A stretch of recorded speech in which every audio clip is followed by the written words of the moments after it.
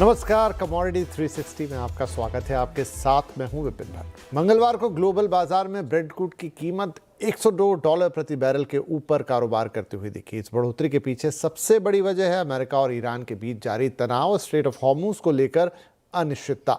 Iran ने America को एक नया प्रस्ताव दिया है जिसमें दुनिया के सबसे अहम तेल मार्ग यानी स्ट्रेट ऑफ हॉर्मुज को फिर से खोलने की बात कही गई है। हालांकि इस प्रस्ताव में ईरान के परमाणु कार्यक्रम से जुड़ी बातचीत को फिलहाल टाल दिया गया है, जिससे अनिश्चितता अभी भी बनी हुई है।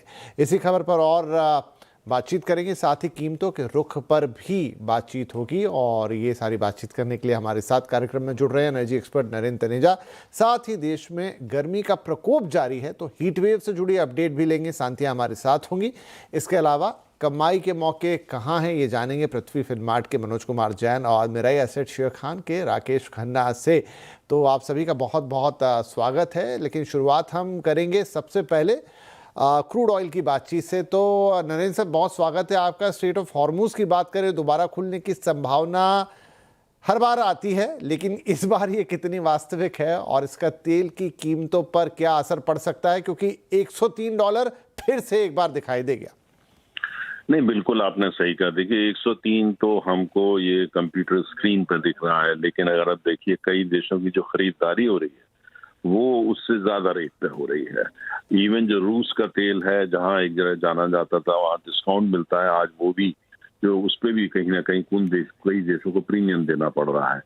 और उसकी मुख्य वजह यह है कि एक अमेरिका जो है वो किसी जल्दबाजी में नजर नहीं आता कि वो कुल मिलाकर के किसी तरीके की वहां पे शांति की बात करे। और ईरान जो है उसका रवैया ये है कि भाई अब उनके पास तो कुछ खोने के लिए है नहीं। स्टेट ऑफ हॉर्मुज वही हाल है जो वो चाहते हैं, और अमेरिका से बातचीत को लेकर के उनको कोई जल्दबाजी नजर नहीं आ रही है। उसके कारण कई हो सकते हैं, वो एक अलग विषय है। वहाँ लीडरशिप के अंदर जो नेतृत्व आज का है उसके अंदर मतभेद है इस मुद्दे को लेकर के। और दूसरी तरफ अमेरिका का ये कहना कि भाई जो है स्टेट ऑफ हॉर्मुज को पहले खाली करो, जाने दो, आवागमन होने दो, उसके बाद ही हम अपना जो ब्लॉकेड है उसको वहां से हटाएंगे। तो कुल मिलाकर के ना ईरान जल्दी में नजर आ रहा ना अमेरिका, क्योंकि अमेरिका तो धड़ाधड़ तेल बेच रहा है। आप पता ही आपको उनके निर्यात जो है, तेल के निर्यात बिल्कुल एकदम बड़े स्तर पे चल रहे हैं और खूब पैसा कमा रहे हैं वहाँ के एक्सपोर्टर। और दूसरी तरफ हमने ये देखा है कि कोई किसी तरह की ओमान थोड़ा कोशिश कर रहा है और कि भाई दोनों देशों को बाहर लेके आए, कुछ बातचीत हो। पाकिस्तान जो पहले कोशिश कर रहा था उसमें ज्यादा सफलता नजर नहीं आ रही है। उसका कारण ये है कि कहीं ना कहीं ईरान को अब पाकिस्तान के जो ओवरऑल उनके जो इरादे हैं उस पर थोड़ा शक हो गया है। तो लिहाजा ओमान बीच में मध्यस्थता करने की कोशिश कर रहा है, लेकिन कोई प्रगति फिलहाल कहीं भी नहीं। तो नरेंद्र जी, अगर ये इतना ही धीमा चलता रहा, जहां दोनों देश अपनी बातें रखते रहे, कहीं कोई नतीजा निकलता नहीं और बस समय निकलता जाता है, तो क्या फिर अभी तो $103 हैं, आने वाले वक्त में एक दो हफ्ते और ऐसे ही निकल गए तो $120 का लेवल भी दिख सकता है? नहीं, बिल्कुल दिख सकता है। 120 से ऊपर भी दिख सकता है। आप देखिए आज सुबह की, आप देखिए कल रात की टेलीविजन पे जापान में सबसे बड़ी खबर ये थी कि अमेरिका से एक बड़ा टैंकर तेल लेकर के जापान पहुंचा, जो बड़ी आम बात होती है कि उनके वो भी काफी भारी मात्रा में आयात करते हैं, उनकी निर्भरता आयात पर 90% है। लेकिन एक टैंकर पहुंचा जापान जैसे विकसित और धनी देश में, इतनी बड़ी खबर हो गई कि अमेरिका से टैंकर आ गया कि उनके शॉर्टेज नहीं हो पाएगी। तो आप अंदाज लगा सकते हैं कि तमाम पूरी दुनिया में क्या हालत है। तमाम देश हैं जो कि इस समय तंगी डिस्ट्रप्शन से परेशान है, तेल नहीं मिल पा रहा उससे परेशान है, कीमतों से परेशान है। कुछ देशों में ये बड़ी खबर बन रही है, कुछ देशों में नहीं बन रही, लेकिन दुनिया के तमाम देश परेशान। तो कीमत अगर 120 पहुंच जाए, अगर 2 हफ्ते और चलता है या 120 से भी ऊपर चली जाए, कोई आश्चर्य की बात नहीं होगी। ऐसा लगता है कि कहीं ना कहीं जो है कीमतें उसी दिशा में जा रही हैं। तो सर, यहाँ इंडिया में भी बहुत सारी बातचीत होती रहती है कि फिलहाल तो चुनाव हैं, इसलिए कीमतें थोड़ी रुकी हुई हैं। आम उपभोक्ता की मैं अगर बात करूं तो पेट्रोल डीजल के दाम में कोई तेज़ी हमें देखने को नहीं मिली है। लेकिन अगर ये सब ऐसे ही चलता रहा तो क्या आने वाले वक्त में हमें भी महंगे पेट्रोल डीजल का सामना करना पड़ेगा और फिर तय है कि उसका इम्पैक्ट जो है वो अन्य चीज़ों पर, जैसे महंगाई और चीज़ों की कीमतों पर सीधा सीधा पड़ेगा? देखिए आज जितनी भी बड़े भारत में तेल के आयातक है, रिफाइनर है, वितरण करने वाली कंपनियां हैं, चाहे वो सरकारी हैं या प्राइवेट हैं, सब बहुत परेशानी में है। सरकारी कंपनियों की जो बैलेंस शीट है बहुत ज्यादा दबाव में, बहुत परेशानी में। उनको आयात तेल खरीदने में दिक्कतें आना शुरू हो रही हैं क्योंकि बैलेंस शीट स्ट्रांग नहीं है और कहीं ना कहीं कीमतें बढ़ा नहीं पा रहे हैं। एयरलाइंस परेशान हो रही हैं, आपने खबरें भी देखी हैं। तो कुल मिलाकर के अभी तक कीमत सरकार ने एक आम उपभोक्ता को बचाने का पूरा प्रयास किया, जो सराहनीय है। लेकिन साथ में हमको ये भी देखना है कि जो ये कंपनियां, चाहे वो पब्लिक सेक्टर की हों या प्राइवेट हों, अगर इनकी अर्थव्यवस्था, इनकी बैलेंस शीट वो ही अगर चरमरा जाती है और ये तेल आयात करने में मुश्किल पैदा हो जाती हैं, फिर अर्थव्यवस्था का क्या होगा, आम उपभोक्ता को आप कैसे बचाएंगे? तो इसलिए आम उपभोक्ता तो फिलहाल बचा हुआ है, हालांकि इलेक्शन के बाद वो सिनेरियो थोड़ा बदलेगा। लेकिन यह है कि जो कंपनियां हैं, जो बड़ी बड़ी कंपनियां तेल आयात करती हैं, रिफाइन करती हैं, वितरण करती हैं, वो सब बेहद बहुत परेशानी में और दर्द के मारे वो बस चीख नहीं पा रहे हैं, लेकिन दर्द बहुत है उनको। तो इसका मतलब है कि आने वाले समय में हम एक इम्पैक्ट देख सकते हैं, क्योंकि कब तक सहन वो करेंगी, राइट। इसके अलावा एक सवाल और सर मेरा, और वो एक लॉन्ग टर्म अगर हम व्यू पकड़ें कि देखिए अभी ये जो भी मामला है कितने दिन में सुलझेगा, क्या सुलझेगा, और मान लीजिए कि सुलझ गया, वो तो एक बात हुई, लेकिन इसका जो इम्पैक्ट है क्या वो लॉन्ग टर्म में हमको जो एनर्जी और उससे जुड़ी हुई तमाम चीज़ें और पूरी अर्थव्यवस्था पर लंबे समय तक पड़ता हुआ दिखाई देगा, या जैसे ही ये समस्या सुधरी सब चीज़ें बहुत जल्दी नॉर्मल हो जाएंगी? देखिए, अगर जो है कहीं ना कहीं ईरान और अमेरिका और इजराइल में कहीं ना कहीं कोई शांति वार्ता हो जाती है या किसी तरह की संधि हो जाती है, तब भी उसका जो असर है, उसका जो असर हमारी कीमतों पे, पूरी दुनिया की कीमतों पे, खासतौर से भारत जैसे बड़े आयातक की कीमतों पे और डिस्ट्रीब्यूशन पे, सप्लाई पे कम से कम 4 महीना रहेगा, कम से कम 6 महीना भी रह सकता है, और एलएनजी में तो उससे ज्यादा रहेगा ही रहेगा।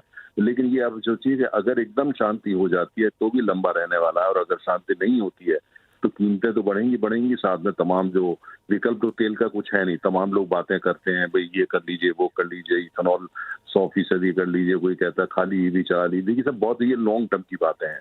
अभी हकीकत यह है कि कोई आपके पास विकल्प नहीं है, जहां जहां संभव है वहां से आप तेल खरीद रहे हैं, उसको लेकर के आ रहे हैं।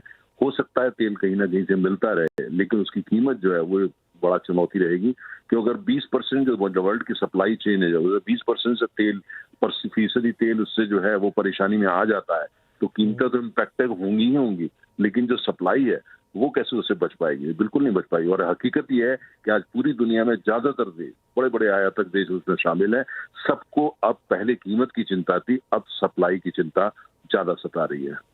जी नरेंद्र सर, बहुत बहुत शुक्रिया, बहुत अच्छा इंसाइट आपने दिया, एक मौजूदा पर्सपेक्टिव और लॉन्ग टर्म में इस पूरे एनर्जी क्राइसिस के क्या परिणाम हमें देखने को मिल सकते हैं, आपकी हमारी रोज़मर्रा की ज़िंदगी पर इसका क्या असर पड़ेगा, और साथ में अर्थव्यवस्था पे कितना लॉन्ग टर्म इम्पैक्ट आएगा, ये सारी बातें तनेजा सर हमें बता रहे थे। बहुत बहुत धन्यवाद। अब थोड़ा सा इसका कमोडिटी साइड भी चेक कर लेते हैं। मनोज जी हमारे साथ है, राकेश जी हमारे साथ है। मनोज जी, $103 तो दिख गया ऑन द चार्ट्स, आगे क्या लग रहा है? नमस्कार विपिन जी, बिल्कुल यहाँ पे हम जिस तरह से तनेजा जी को सुन रहे थे, तो जो सप्लाई के कंसर्न से वो लगातार बने हुए हैं, कॉन्फ्लिक्ट्स वहाँ पे हैं, तो उसके चलते कीमतों में मजबूती बनी हुई है। हमारा मानना है कि कच्चे तेल में अभी भी यहाँ मजबूती बनी रह सकती है। WTI की कीमतें एक बार $108 तक यहाँ पे टेक्निकली जो है पहुंच सकती है। ओवरऑल ट्रेंड मजबूत है और यहाँ पे डिप्स में बाय की ही रणनीति बना के चलना चाहिए, जब तक यहाँ पे यूएस और ईरान के कॉन्फ्लिक्ट ईज नहीं। बाय की रणनीति आप सलाह दे रहे हैं। राकेश जी, आपका व्यू इस पर? नमस्ते विपिन जी पहले, और नमस्ते सभी दर्शकों को। इसमें मैं कहूंगा कि मार्केट एक पुल बैक में है। जैसे कि आप देखोगे कि 8 अप्रैल को 17% क्रूड ऑयल प्राइस गिरा था, जिसमें एक ट्रेंड लाइन ब्रेकडाउन भी हुआ था, और उसके बाद में जो इंडियन रुपी टर्म्स में है, वहां से मार्केट गिरते हुए मार्केट ने बॉटम बनाया था 7,387 पे। उसके बाद से हम ये राइस देख रहे हैं, बट ऊपर में अभी थोड़ा बहुत अपसाइड हो सकता है, जो 9,700 और ऊपर में 10,000 जिसे कह सकते हो, और डॉलर टर्म में आप कहोगे $100, 102, तो ये $103 तक एक बार भले अपसाइड दिखा भी दे, बट वहां पे थोड़ा कॉशियस रहने की गरज है, क्योंकि वहां से फिर से ये सेलिंग प्रेशर ना आ जाए। ओवरऑल लॉन्ग टर्म देखा जाए तो क्रूड में बाइंग ही है, बट अभी देखा जाए तो ये थोड़ा बहुत साइडवेज कंसोलिडेशन मूव में चल रहा है, जिसमें ये हर राइस पे एक सेलिंग प्रेशर जरूर दिखाएगा, और नीचे में एक बॉटम सपोर्ट ले रहा है अपना $92 और $87 का। तो ओवरऑल देखा जाएगा तो शॉर्ट टर्म के लिए बाइंग है, मगर ऊपर में फिर से सेलिंग प्रेशर आ सकता है, तो आपको थोड़ा कॉशियस रहने की भी जरूरत है। तो हमारे दोनों ही एक्सपर्ट शॉर्ट टर्म में तो बाइंग की सलाह दे रहे हैं, लेकिन जैसा यहाँ राकेश जी बता रहे हैं कि थोड़ा 103 या उसके आसपास हल्का सा प्रेशर आएगा, तो वहाँ पर थोड़ा कॉशियस ज़रूर रहिए। सिर्फ ऐसा नहीं कि एक ही डायरेक्शन पकड़ के हम बातचीत करेंगे। राइट, आप दोनों से ही और आगे बातचीत करते रहेंगे, लेकिन एक और समस्या है इस वक्त जिसका सामना हमें करना पड़ेगा और वो है मौसम। देश के कई हिस्सों में इस वक्त भीषण गर्मी ने लोगों का जीना मुश्किल कर दिया है। उत्तर भारत से लेकर मध्य भारत तक तापमान लगातार नए रिकॉर्ड्स छू रहा है। राजस्थान, दिल्ली, उत्तर प्रदेश, मध्य प्रदेश के कई शहरों में पारा 45 डिग्री सेल्सियस के पार जा चुका है, जिससे आम जनजीवन बुरी तरह से प्रभावित है। मौसम विभाग के अनुसार आने वाले दिनों में भी राहत की कोई खास उम्मीद नहीं है और हीट वेव का असर जारी रह सकता है। हीट वेव से जुड़ी अपडेट के लिए अब हमारे साथ है हमारी सहयोगी सांथिया। तो सांथिया, कई बातें सुनने को मिल रही हैं, अलग अलग तरीके के रिसर्च और एनालिसिस आ रहे हैं। कोई कह रहा है कि ये ऐसी गर्मी होगी जैसी गर्मी अब तक हमने नहीं देखी है, हीट वेव्स वगैरह की चेतावनी तो आ गई है। आपकी रिपोर्ट क्या कहती है? देखिए विपिन, सबसे पहले दो चीज़ें साफ करते हैं कि मिथ क्या है इसमें से और सही क्या है। अभी आपने पिछले एक दो दिन में देखा होगा कि कई सारी रिपोर्ट्स आ रही हैं जिसमें कहा जा रहा है कि जो दुनिया भर में 100 सबसे ज़्यादा गर्म शहर है उसमें से 98 शहर हिंदुस्तान में हैं, जो 20 सबसे ज़्यादा गर्म शहर हैं उनमें से 19 हिंदुस्तान में है। वो सही नहीं है, क्योंकि AQI.in जिस एजेंसी की डेटा को यूज़ करके इन रिपोर्ट्स को पब्लिश किया गया है, उस डेटा के फाउंडर से भी CNBC आवाज़ ने बात करी। उन्होंने बताया कि ये जो डेटा है इसे आउट ऑफ कॉन्टेक्स्ट लिया जा रहा है, क्योंकि रियल टाइम डेटा देखा जा रहा है, तो ऐसे में अलग टाइम जोन और अलग मौसम को फैक्टर इन नहीं किया जा रहा है। जैसे अगर दिल्ली का तापमान आप अभी का देखेंगे और उसे टोरंटो से अगर कंपेयर करेंगे तो वो गलत है, क्योंकि मौसम अलग है और टाइम जोन अलग है। तो पहली चीज तो ये, लेकिन इसका मतलब यह नहीं है कि भीषण गर्मी का कहर नहीं है, बिल्कुल है। अब सबसे पहले की बात कर ले कि कहां कहां पे आज की वार्निंग है। IMD ने येलो अलर्ट दिया, अगर महाराष्ट्र की बात करें तो विदर्भ के इलाकों के लिए और मराठवाड़ा के कुछ इलाकों के लिए। उसके अलावा हॉट एंड ह्यूमिड कंडीशन जिसे बोलते हैं, गर्म और उमस से भरी हुई कंडीशंस। सो गुजरात के, केरल के, तमिलनाडु के जो तटीय इलाके हैं वहां पे ये येलो वार्निंग है आज के लिए। और इसके अलावा अगर हम हीट वेव की वार्निंग की बात करें तो पश्चिम राजस्थान के साथ साथ जो आपका हिमालयन रेंज का कुछ हिस्सा, ज्यादा नहीं कुछ हिस्सा, वहां पर भी हीट वेव का कहर रहेगा। अब इसमें ये समझते हैं कि ये क्यों हो रहा है। दरअसल क्या, महाराष्ट्र के ऊपर फिलहाल एक एंटी साइक्लोनिक सर्कुलेशन है। इसका मतलब साइक्लोनिक का, जैसा कि नाम से समझ में आ रहा है, साइक्लोनिक का एकदम उल्टा है। अब यहाँ पे दो वेदर फिनोमेनन पिक्चर में है। पहला तो आसमान साफ है, यानी कि बादल नहीं है आसमान में, तो ऐसे में जो सोलर रेडिएशन का एब्जॉर्प्शन है वो ज्यादा हो रहा है।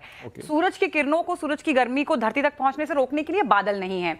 तो एक फैक्टर ये, उसके ऊपर जब एंटी साइक्लोनिक सर्कुलेशन चलता है तो जो आपका लोअर लेवल का एटमॉस्फेयर है, एटमॉस्फेयर का जो लोअर लेवल है और एंटी साइक्लोनिक सर्कुलेशन का जो दबाव है वो सतह से उठने वाली गर्मी को आगे एटमॉस्फेयर में जाने नहीं देता, यानी कि एक तरीके से गर्मी ट्रैप हो जाती है।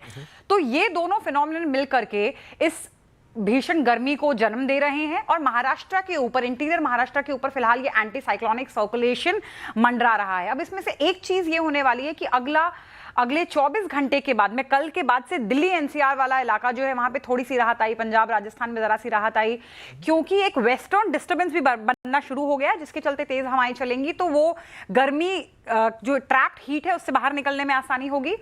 लेकिन जैसा कि आपने कहा कि पूरी तरह से राहत नहीं मिलने वाली है। अगले 5-6 दिन यानी कि मई 1 से 2 तक आपको जरा सा एक ड्रॉप दिखेगा टेम्परेचर में। इसका मतलब ये नहीं कि मौसम सुहावना हो जाएगा या गर्मी से राहत मिलेगी, बट एक छोटा सा डिप मिलेगा। पर उसके बावजूद भी इस बात की कोई गारंटी नहीं है कि ये वेस्टर्न डिस्टर्बेंस के चलते अब मई का महीना बिना किसी हीटवेव के निकलेगा। तो वो समस्या हमारे सामने है ही है। एल नीनो का जो प्रभाव है उसके बारे में बहुत कुछ लिखा पढ़ा जा चुका है, तो वो एक समस्या है ही है। अब इसके चलते IMD ने जो कई सारी वार्निंग्स, जो एडवाइजरीज इशू की हैं लोगों के लिए, तो बिल्कुल कहा ही है कि धूप से बचाव करें, अपने आप को जितना हो सके हाइड्रेट रखें। उसके अलावा किसानों के लिए कई सारी एडवाइजरीज हैं, क्योंकि कई जगह पे सब्जियों की रोप लगी हुई है, कई जगह पे तैयार फसल खड़ी हुई है, तो उसके लिए कहा गया है कि जो रोप नई है उसके लिए आप फ्रीक्वेंट इरिगेशन करते रहें और साथ में उसको ढक के रखें, और जो हार्वेस्ट वाली फसल भी तैयार है उसे इस तरीके से स्टोर करें कि गर्मी से उसे जितना हो सके दूर रखें। तो बिल्कुल तकलीफ वाला वक्त है ये भारत के लिए, क्योंकि गर्मी का जो प्रभाव है इन वेदर कंडीशंस के चलते बढ़ता जा रहा है। आप जाने दें मुझे, उससे पहले एक पेपर कोट करना चाहूंगी मैं। 2025 में मेडिकल जर्नल द लैंसेट की एक रिपोर्ट आई थी। उन्होंने उसमें 2-3 इंपॉर्टेंट चीजें कही थी। पहली ये कही थी कि 2024 में जो एवरेज इंडिया का, भारत का जो 19 दिन थे हीट वेव के, 19.8 जो है उसका एग्जैक्ट आंकड़ा है, उसमें से 6.6 डेज क्लाइमेट चेंज का असर था। यानी कि एक रेगुलर फिनोमिनन नहीं था जो क्लाइमेट चेंज की बात, हम ग्लोबल वार्मिंग की बात कर रहे हैं, क्लाइमेट चेंज की बात कर रहे हैं, उसका सीधा सीधा असर था। पहला ये था। उसके बाद दूसरा आंकड़ा उन्होंने जो पेश किया था वो ये कि 2001 से 2023 के बीच में भारत में हमारा जो ग्रीन कवर है, हमारे जो पेड़ों का जो कवरेज है वो 2.33 मिलियन हेक्टेयर से कम हो गया 23 साल के फासले में। और उसमें जो 189 सबसे ज्यादा पॉपुलस सिटीज हैं भारत की, उसमें से 14 सिटीज में, 14 शहरों में ये ग्रीन कवर जो था वो एक्सट्रीमली लो की कैटेगरी में आया, यानी कि बेहद कम, और 110 शहरों में काफी कम। तो पेड़ों का क्या रोल है इस सब में ये हम सब जानते हैं।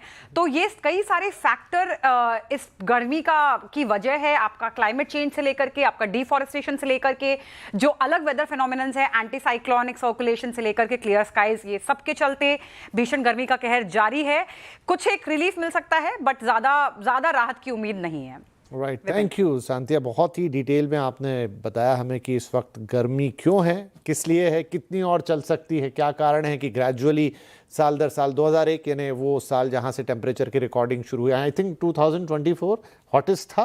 और आपको याद होगा जी, आपको याद होगा विपिन की 2022 वो सबसे पहला साल था जब अचानक से लोगों ने बात करना शुरू कर दी थी इस बारे में, क्योंकि उससे पहले भी लोग बात कर रहे थे, पर मैं आम जनता की बात कर रही हूं, क्योंकि गेहूं की फसल को काफी नुकसान हुआ था उसके चलते। और वो ऐसा साल था कि गेहूं के एक्सपोर्ट में भी, क्योंकि वही साल था जब रशिया ने यूक्रेन पे चढ़ाई की थी, तो गेहूं का एक्सपोर्ट भी बंद हो गया था। तो एक तरफ वहां पे मार पड़ रही थी, ऊपर से फसल खराब होने के चलते किसानों को दाम नहीं मिल रहे थे। तो यहाँ पर भी आटे दाल के भाव समझ में आ गए थे लोगों को। तो तब से लोगों ने ग्लोबल वार्मिंग कम से कम एक डेली कोर्स का बातचीत का हिस्सा बना था। 2024 काफी गर्म था, आपने बताया 2022 गर्म था, आपने बताया 2024 गर्म था। तो हीट वेव जो है और क्लाइमेट चेंज इस वक्त की सच्चाई है, और अनफॉर्चुनेटली हमें उसका सीधा सीधा असर हम पे पड़ता हुआ दिखाई दे रहा है, हम सब महसूस कर रहे हैं इस राइट, बहुत शुक्रिया। सो ये इस वक्त गर्मी की सच्चाई, और इस बार 2026 को माना जा रहा है कि 2024 से भी थोड़ा गर्म हो सकता है। वेल, डेटा लगातार आते रहेंगे, आपको अपडेट करेंगे। बहुत शुक्रिया सांतिया इसके लिए। अब हम बातचीत करेंगे थोड़ी आपको अन्य कमोडिटीज़ के बारे में, हमारे मेहमानों की क्या पिक्स है वो सब आपको बताएंगे। मनोज जी और राकेश जी दोनों हमारे साथ बने हुए हैं। तो सबसे पहले तो हमारे मेहमानों से आज के उनके सुपर पिक्स ले लेते हैं। मनोज जी, आपके पिक्स? यहाँ पे विपिन जी कच्चे तेल में 9,500 कॉल ऑप्शन 500 के स्तर पर खरीद की सलाह रहेगी, 340 से लक्ष्य वहाँ पे 800 का रखना है। वहीं एक पिक जो रहेगी वो एग्री पिक से रहेगी। टर्मरिक का जो मे कॉन्ट्रैक्ट है वहां पे 15,850 के स्तर पर बाइंग ट्रेंडिंग बनाना है। स्टॉप लॉस जो रखना है वो वहां पे 15,650 का रखना है, और लक्ष्य यहाँ पे 16,400 का। ऑलराइट, तो कच्चा तेल और हल्दी, टर्मरिक, ये दो पिक्स मनोज जी की तरफ से। राकेश जी, आज के आपके पिक्स? मैं गोल्ड सिल्वर पे जाना चाहूंगा। पहले तो गोल्ड मुझे बेरिश लग रहा है, यहाँ से भी सेल कर सकते हैं। ऊपर में जो स्टॉप लॉस होगा 152 का रेजिस्टेंस बहुत स्ट्रॉन्ग रेजिस्टेंस है, और नीचे में जो मैं टारगेट देख रहा हूँ 148,500 एंड 146,500 का टारगेट लग रहा है नीचे में। सिल्वर में भी आई एम बेरिश, यहाँ से भी सेलिंग काफी अच्छा लग रहा है। ऊपर में 241 का नहीं निकाल पाया रेजिस्टेंस, तो पुल बैक था जो मार्केट में एक अपराइज आया और ऊपर में रेजिस्टेंस ब्रीच नहीं कर सका, जिसकी वजह से शॉर्ट टर्म मूविंग एवरेज के भी नीचे है।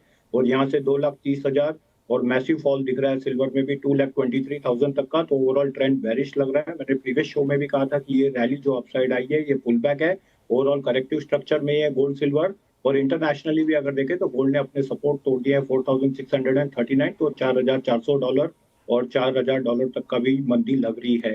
तो बाय पोजीशन देख के रहना चाहिए, ओवरऑल कॉशियस रहना चाहिए। बहुत बड़ा सेल ऑफ लग रहा है यहाँ से गोल्ड सिल्वर। चलिए, और गोल्ड सिल्वर आज के हमारे बड़े सवाल भी थे, राकेश जी ने तो उसमें अपने व्यू दे दिए। एक बड़ा सेल ऑफ उनको दिख रहा है। मनोज जी, आपकी राय भी इससे कुछ मिलती जुलती है, अलग? देखिए, बिल्कुल यहाँ पे गोल्ड में हम देख रहे थे कि $4,640 एक स्ट्रॉन्ग सपोर्ट बना हुआ था, और गोल्ड ने उस सपोर्ट लेवल को ब्रिज किया है। भारतीय बाजार में 1,50,000 एक स्ट्रॉन्ग सपोर्ट देख रहे थे, कीमतें दिख रही है। तो यहाँ जो ये बेरिश मोमेंटम है कंटिन्यू हो सकता है $4,550, और भारतीय बाजारों में एक बार 1,48,000, 1,47,500। तो ट्रेंड यहाँ पे थोड़ा सा नेगेटिव हुआ है, और वर्तमान लेवल से $60 से $70 की गिरावट इंटरनेशनल मार्केट में, और लगभग 2,000 की गिरावट भारतीय बाजार में। ओके राइट, तो ये हुआ सोने चांदी की बात। राकेश जी, क्विकली आप मेटल्स में कुछ देख रहे हैं इस वक्त? कॉपर पे हमारा बाय कॉल था, जिसमें लास्ट शो में भी हमने कहा था कि 1300 का लेवल एक बार टेस्ट करेगा, और उसने 1305 लेवल ही टेस्ट किया ऊपर में जो टॉप बना, तो उसमें हमारा टारगेट अचीव हो गया है। एट प्रेजेंट अभी एक्सपायरी भी आने वाली है और थोड़ा साइडवेज हो जाएगा, मतलब ऐसा नहीं कि ट्रेंड रिवर्स हो गया है बेस मेटल में। बेस मेटल अभी भी स्ट्रांग है, बट बॉटम पे बाय करने के लिए सोचेंगे इसको अपने सपोर्ट पे 20 डे मूविंग एवरेज पे। तो 1258 और 1260 लेवल एक बार कॉपर में आता है तो वहां पे देखा जाएगा, अगर मार्केट वहां पे रहता है तो फिर एक नया अपसाइड मूवमेंट है ऊपर में। जब तक 1305 का ब्रेकआउट नहीं आता है तब तक थोड़ा कंसोलिडेशन में रहेगा बेस मेटल अभी फिलहाल के लिए। ओके ठीक है। इसके अलावा मनोज जी, नेचुरल गैस की थोड़ी सी बात कर लेते हैं। थोड़ी वॉलेटिलिटी दिखी है, 2% के लॉसेस भी दिखाई दिए आज, क्या इसमें आपकी कोई सलाह रहेगी? के चलते हमने थोड़ी बढ़त आते हुए देखी थी, लेकिन अभी भी यहाँ पे जो सीजनल अगर कमोडिटी के लिहाज से देखें तो जो डिमांड है वो कम है यूएस में, और इसी के चलते हम ऊपरी लेवल्स पर प्रेशर देख रहे हैं। जब तक कीमतें 270 के नीचे बनी हुई है, ये कमोडिटी को अवॉइड करना चाहिए। मेरा मानना है कि जो रेंज है वो 244 से 270 की यहाँ पे मैं कॉन्ट्रैक्ट में बनी रह सकती हूँ। राइट, थोड़ा सा एग्री कमोडिटी का भी रुख कर लेते हैं।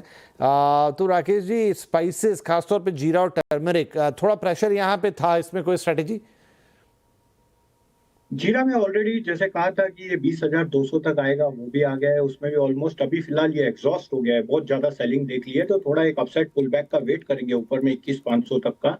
फिलहाल इसमें तो अभी कुछ इतना नजर नहीं आ रहा है, इसमें थोड़ा वेट करना पड़ेगा। बट इसके अलावा ग्वारगम में एक बहुत पॉजिटिव ब्रेकआउट हुआ है आज। ग्वारगम अगर आप देखोगे तो मार्केट ने एबीसी पैटर्न में एक ब्रेकआउट दे दिया और नीचे में अच्छा कंसोलिडेशन मूविंग एवरेज का सपोर्ट लेके 10,600 का बहुत स्ट्रांग सपोर्ट है।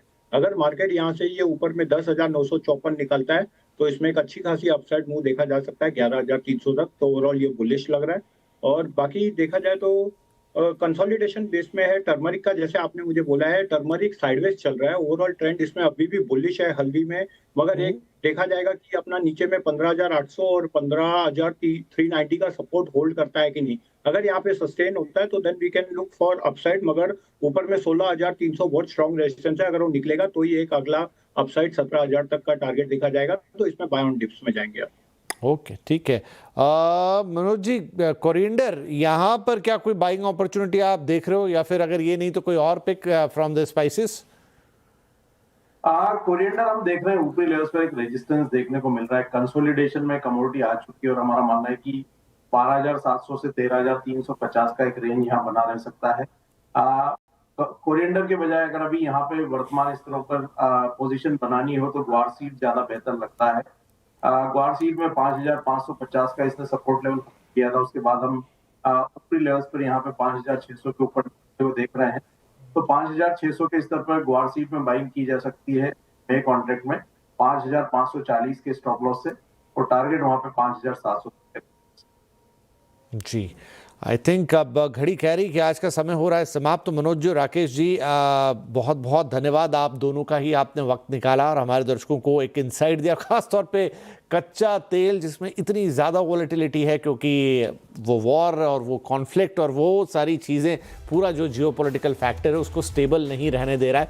वहाँ पर बहुत अच्छी सलाह, और साथ ही सोना चांदी और अन्य कमोडिटीज़ पर भी आपकी सलाह के लिए आपका बहुत बहुत धन्यवाद। और इसी के साथ यहाँ पर वक्त हो गया एक छोटे से ब्रेक का, लेकिन ब्रेक के बाद आपके लिए लेकर आएंगे आवाज समाचार।